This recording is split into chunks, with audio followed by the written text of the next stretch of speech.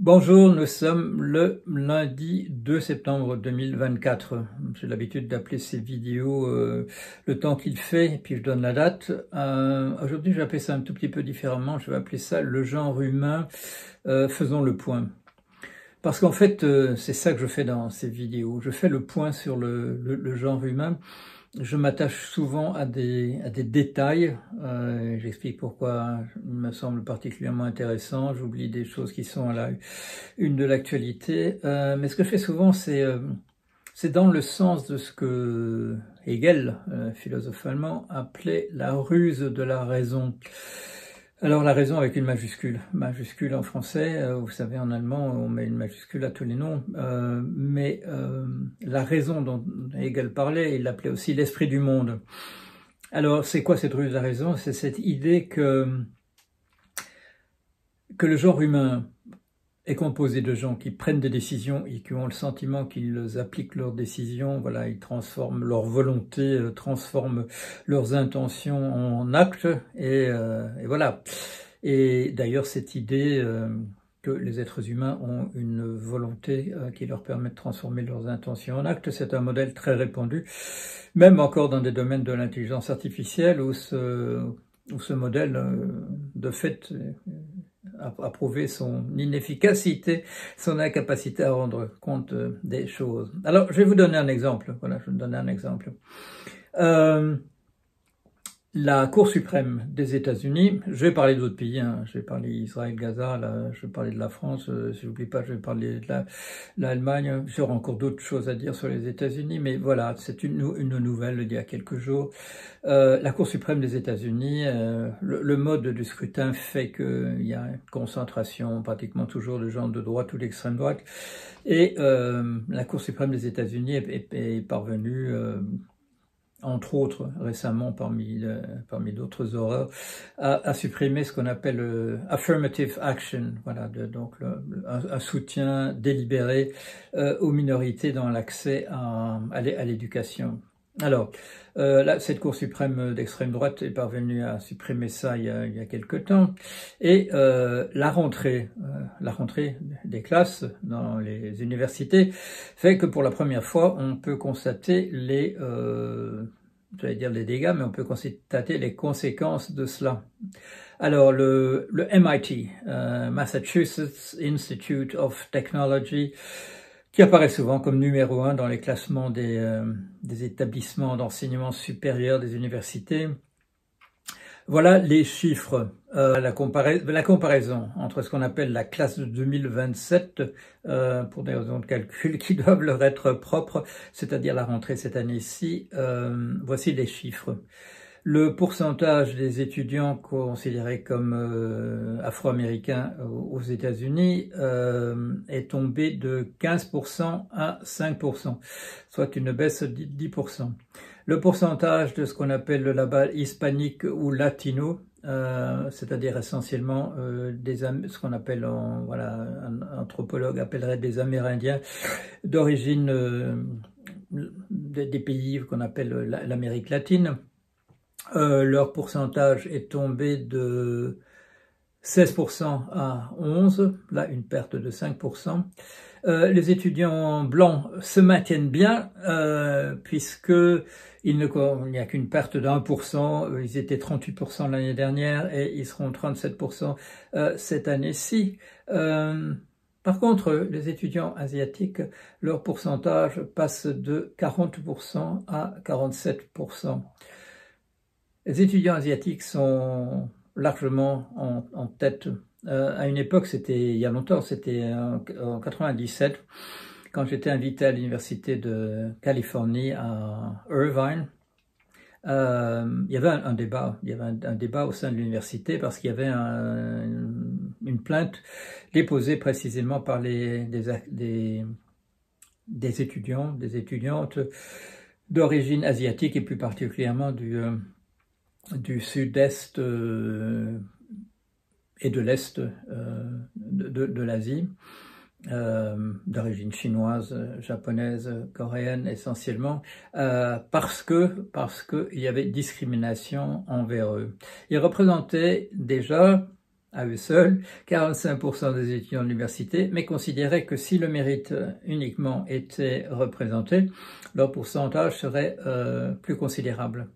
Et une action en justice aboutit, je crois, voilà, on a essayé de redresser ça, voilà, de pallier à ça. Mais c'est exactement ce qu'on voit dans les chiffres de MIT. Les étudiants asiatiques passent de 40% à 47%. Les étudiants blancs se maintiennent pas trop mal, puisque leur perte est seulement de 38%. Que voulait la Cour suprême des États-Unis? C'est pas ça qu'elle voulait, bien entendu. Qu'est-ce qu'elle voulait? Elle voulait augmenter le pourcentage des étudiants blancs. Ça n'a pas eu lieu. Leur mesure a conduit en fait essentiellement à booster de 7% le pourcentage d'étudiants asiatiques qui approchent furieusement des 50% et qui en tout cas ont dépassé le groupe qui traditionnellement constituait bien entendu voilà, les grandes universités américaines, ce qu'on appelle aussi l'Ivy League. Pourquoi la Ligue du Lierre? Parce que ce sont des universités qui s'efforcent de copier le style des universités anglaises avec voilà des murs en briques ou parfois du calcaire quand ça a été construit carrément au Moyen-Âge. Et la ruse de la raison est en marche. La Cour suprême voulait faire une chose et c'est autre chose qui s'est passé. Autre exemple, Israël, Gaza, aujourd'hui, actualité tragique, mais ça fait longtemps qu'il y a fait, voilà, depuis le 7 octobre de l'année dernière, c'est actualité tragique tous les jours dans cette région du monde. De mon point de vue, voilà, le point de vue du genre humain, je suis un des représentants et peut-être un des militants. Chaque mort est une mort en trop, je veux dire, je ne veux pas dire de maladie ou d'accidents qui peuvent difficilement être prévenus. Mais l'actualité en Israël, c'est la découverte de 6 otages qui ont été exécutés sommairement au moment où des troupes israéliennes s'apprêtent à les délivrer après près de l'ordre de 300 jours. Alors, grand chambardement en Israël, grande manifestation, menace de grève générale, etc. On entend enfin parler le peuple israélien qui, je ne veux pas dire qu'il était muet, je reçois, il y a des commentaires sur mon blog, je reçois des mails de personnes qui s'indignent depuis, depuis pas mal de temps, même avant le 7 octobre de l'année dernière. Mais voilà qu'on commence à parler de réciprocité. On commence à parler, véritablement de rétablir un dialogue. Voilà des êtres humains qui, de part et d'autre, refusaient le statut d'être humain à la partie adverse. Et voilà que les peuples, parce qu'il y a les peuples aussi en dehors d'Israël ou en dehors de la Palestine, en dehors de Gaza, les peuples disent ça suffit que ce dialogue n'ait pas lieu, il faut maintenant se reparler, il faut à nouveau considérer le camp d'en face comme composé d'êtres humains au même titre que soi-même. Voilà, c'est une découverte qui se fait dans la douleur, la douleur des massacres et autres atrocités. Mais c'est une leçon qui apparaît, voilà. La ruse de la raison est en marche, espérons. En France, on va dire un petit mot de la France. En France, il est question aujourd'hui que M. Macron reçoive M. Cazeneuve pour éventuellement, on suppose, éventuellement faire un Premier ministre. Alors on nous dit, grande surprise, voilà, M. Cazeneuve, ancien Premier ministre, pourquoi lui aujourd'hui, etc., etc. Or, voilà, ruse de la raison. Quel est le premier nom que j'ai vu évoqué dans la presse au moment où est connu le résultat des élections législatives en France? Figurez-vous que c'est M. Cazeneuve. Bon. Alors depuis, on a parlé de beaucoup d'autres gens. Depuis, on a vu fractures de la gauche, donc je vous rappelle qu'elle date de 1869, je ne vais pas revenir là-dessus, s'accentuer. On a vu un grand parti de gauche s'auto-torpiller, mais on n'est pas trop étonné parce que c'est un peu dans les habitudes de ce côté-là, en excluant un certain nombre de ses membres, en disant je me retire, mais en fait non, au contraire, je suis là plus que jamais, et ainsi de suite. Donc là, on n'est pas trop surpris, mais il y a quand même moyen, enfin, de retrouver, voilà, ici et là, des personnalités de la gauche, comme celle qui avait appelé à la création d'un nouveau Front populaire immédiatement. Voilà. Il reste des individualités. À gauche, on a du mal à se fédérer. On voit surtout que monsieur Untel ne veut surtout plus parler à madame Untel et ainsi de suite. Mais on va peut-être arriver à quelque chose. Je vous ai déjà dit qu'étant belge de naissance, et en fait l'étant toujours, bien que résidant en France, j'ai l'habitude d'entendre parler et en particulier ayant eu un père qui était haut fonctionnaire et qui a fait partie de cabinets ministériels divers, dans un pays comme celui-là, on trouve normal que tout le monde n'ait pas la même opinion, qu'on ne dégage pas facilement des majorités de 50%, et que cette paix, ça va un peu de soi qu'on doive discuter entre soi. En Allemagne, oui, très très mauvaise nouvelle. Pour la première fois, une région sera dirigée à nouveau par l'extrême droite. Pourquoi à nouveau? Parce que on a vu apparaître ça dans les années 30. Ça nous fait quoi, 90 années plus tard, on remet ça. On n'a pas compris. Qu'est-ce qu'on n'a pas compris surtout? Ce qu'on n'a pas compris surtout, c'est que les disparités sociales dans une société, ça conduisait à des catastrophes. J'ai parlé longtemps. Moi, vous savez, je suis un optimiste, je suis encore optimiste même aujourd'hui, mais vous vous souvenez peut-être que dans les années 2008, quand j'avais dit, voilà, par exemple, une chronique dans le journal du Monde, Le Monde, j'attirais fort l'attention sur le fait qu'il y avait une chose à résoudre d'urgence, si on ne voulait pas voir se reproduire des malheurs de type de crise financière de 2008, résoudre la question des disparités sociales. Alors qu'est-ce qu'on a fait depuis? On a supprimé des impôts sur les grandes fortunes quand il y en avait, parce que sinon il va partir ailleurs, etc. Bon, toujours la même rengaine. On ne sait pas où. Si tout le monde faisait la même chose, je parlais déjà en 2008. On avait eu l'amabilité au journal Le Monde de me donner la parole avant même que la grande crise des subprimes ait lieu en septembre 2008. On m'avait déjà confié on avait déjà compris que j'avais compris des choses en économie et en finance. Et on m'avait déjà confié en 2007 une chronique mensuelle. Et là, je parlais de constitution pour l'économie, une charte dans le style d'une charte universelle, pour qu'on se mette tous d'accord et qu'on cesse alors de brandir toujours cette histoire. Oui, mais ils partiront ailleurs pour pas faire les choses qu'il faudrait faire. Il faut, si on veut pas voir réapparaître des partis d'extrême droite, il faut mettre fin à cette absurdité que les gens ne se doutent jamais.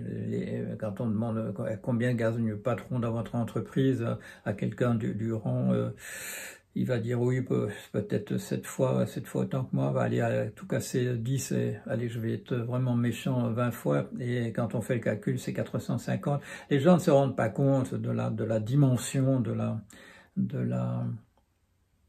la disparité des fortunes. C'est ça qui fait croire aussi aux gens que peut-être les banques inventent l'argent qu'elles vont prêter. Les gens ne se rendent pas compte à quel point il y a de l'argent dans des banques. Elles n'imaginent pas que si 1000 personnes demandent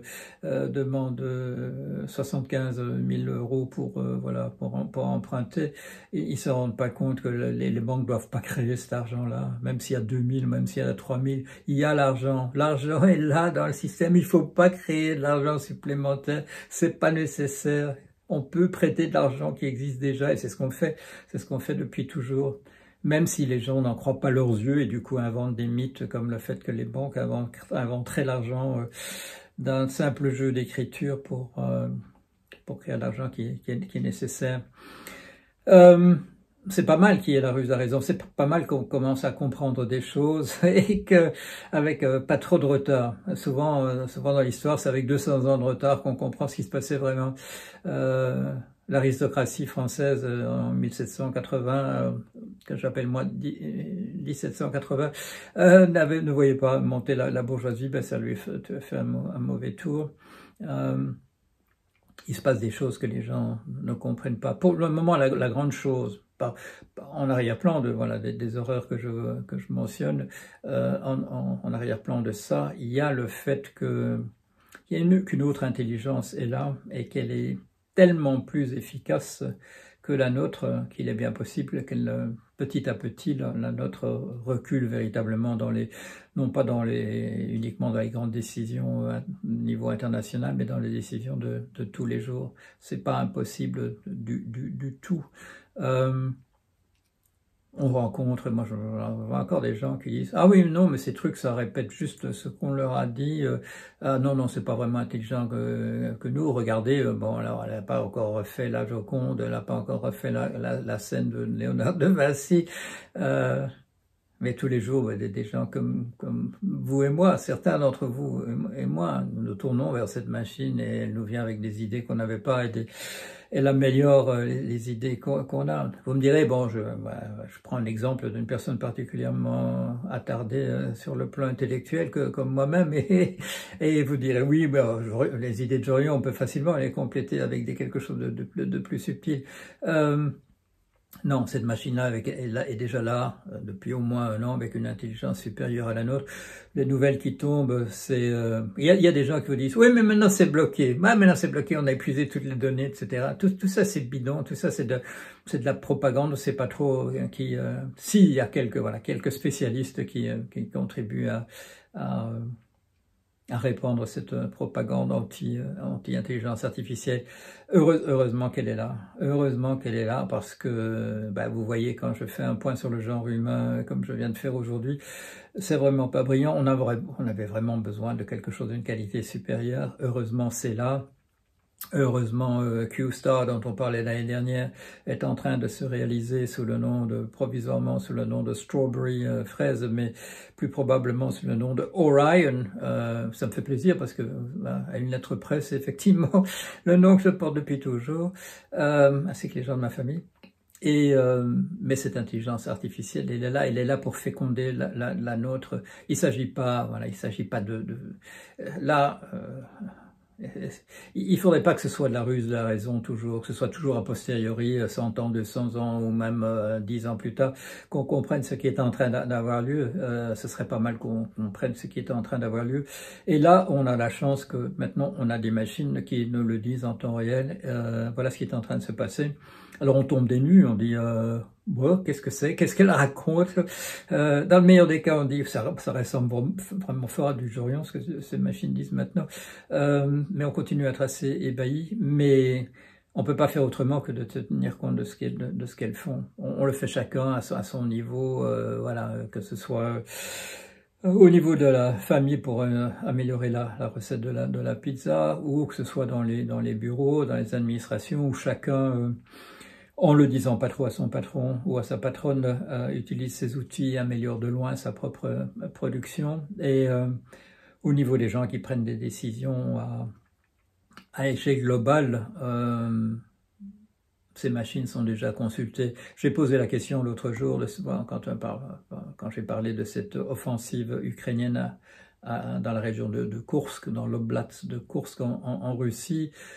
J'ai attiré votre attention sur le fait que ça ressemble fort aux choses qui nous avaient épaté quand des manœuvres de ce type-là étaient apparues au Go, dans le jeu de Go, quand c'était les machines quand les machines se sont mises à jouer et ont rapidement éliminé, là le cas est flagrant, rapidement éliminé les êtres humains pour ce qui était de gagner des parties. Alors très gentiment du côté de l'IA, on a mis un peu ces choses-là sur l'étagère pour que les êtres humains puissent continuer à jouer gentiment au Go ou aux échecs de leur côté sans être écrabouillés systématiquement par la machine. La machine est en train de nous écrabouiller systématiquement. C'est pas une bonne chose, voilà, de dire non, il se passe rien, non, c'est des perroquets, non, c'est purement statistique et des trucs comme ça. Non, si on fait ça, on sera laissé véritablement sur place. Si on veut pas être laissé entièrement sur place, il faut commencer à collaborer avec la machine. Il faut comprendre, voilà, il faut comprendre, essayer de comprendre le degré d'intelligence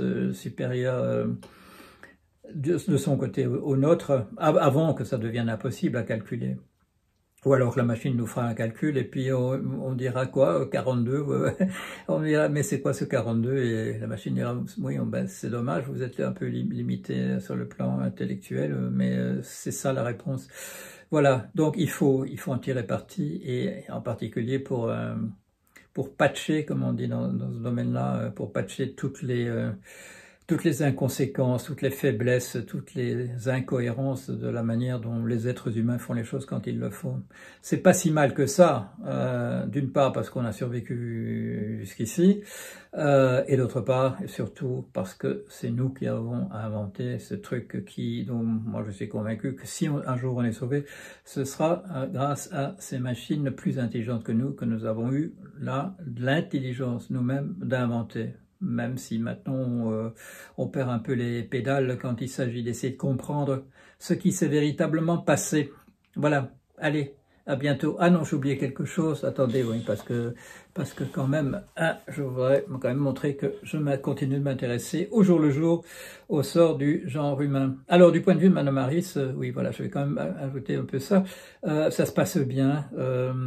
Ça se passe bien essentiellement parce que tous les électeurs qui avaient désaffecté le Parti démocrate en se disant que c'était à M. Biden qu'il faudrait voter, ils se rallient, voilà, et en particulier les latinos dont on parlait tout à l'heure, les Afro-Américains reviennent du côté du Parti démocrate et vont voter, les jeunes aussi, voilà, je vous montre quelques chiffres.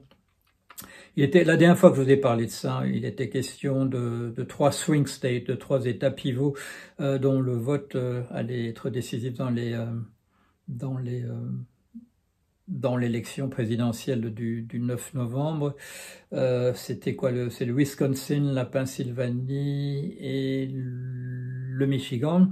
À quoi je vous disais à ce moment-là, ce qui était l'opinion commune, c'est dans ces 3 États-là que tout va se décider, parce que c'était les seuls où il y avait la possibilité d'un renversement, d'où l'expression swing state en anglais. Depuis que je vous ai parlé, il y en a 4 de plus. Il y en a 4 de plus où là, ça pourrait basculer du côté démocrate. C'est quoi? L'Arizona, la Géorgie, le Nevada et où les sondages sont déjà plus favorables pour Mme Harris que pour M. Trump, et la Caroline du Nord où on est au match nul, voilà, on est à égalité pour le moment, mais ça pourra encore basculer davantage. Voilà. Si je m'intéresse au sort du genre humain en général, je m'intéresse aussi aux événements particuliers. À bientôt. Au revoir.